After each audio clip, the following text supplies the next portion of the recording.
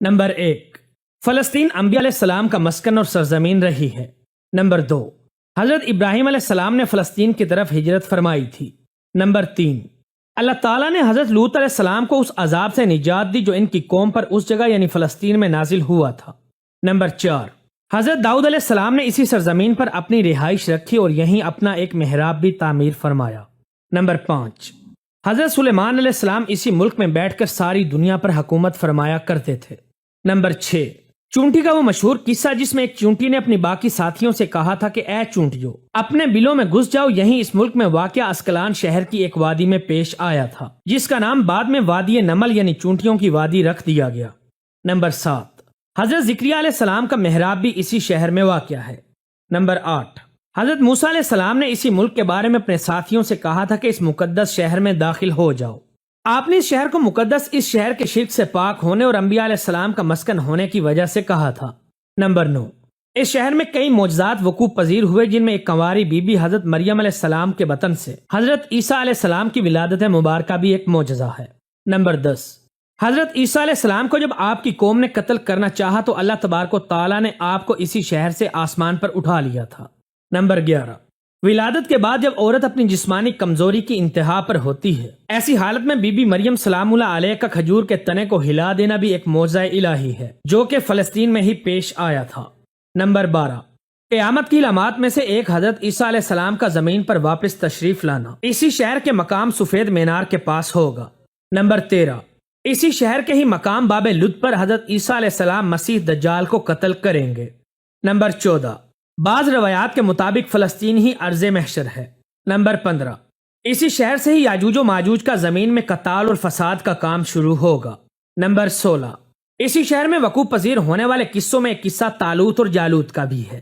Number 17، فلسطین کو نماز کی فرضیت کے بعد مسلمانوں کا قبلہ اول ہونے کا اعزاز بھی حاصل ہے جب حضرت جبرائیل علیہ السلام دوران نماز ہی حکم ربی سے آقا کریم علیہ السلام کو مسجد اقصی فلسطین سے بیت اللہ کعبہ شریف مکہ مکرمہ کی طرف رخ کروا گئے تھے۔ جس مسجد میں یہ واقعہ پیش آیا وہ مسجد آج بھی مسجد قبلتین کہلاتی ہے۔